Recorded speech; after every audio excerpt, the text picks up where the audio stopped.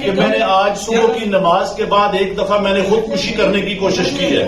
لیکن پھر میں نے سوچا کہ میں نے کیوں نہ یہ ساری چیزیں عوام کے پاس رکھوں، میں خود کیوں حرام کی موت مروں اور میں یہ ساری چیزیں عوام کے سامنے کیوں نہ رکھوں۔ میں اس کرم میں سے گزر رہا ہوں۔ میری تمام بیوروکریسی سے گزارش ہے کہ اپنے ان سیاسی لوگوں کے لیے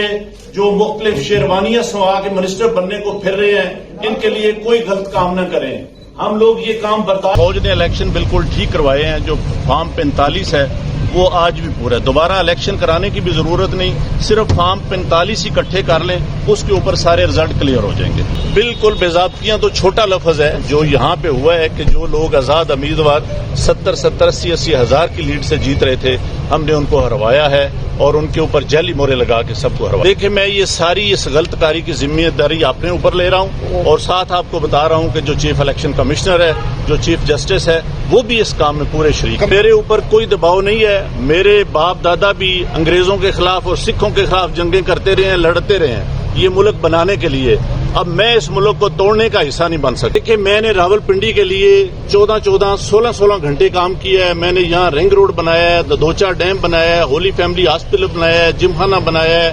میں نے لاری اڈے بنائے ہیں، مزدوروں کے لیے سینٹر بنائے ہیں، منشیات کے اڈے سینٹر بنائے ہیں، سب کچھ میں اپنے ملک کی بہتری کے لیے کرتا رہوں، لیکن آخر پہ میں نے جو اس ملک کے پیٹ میں چھرا گھونپا ہے، مجھے وہ سونے نہیں دیتا۔ کمشنر جو میں نے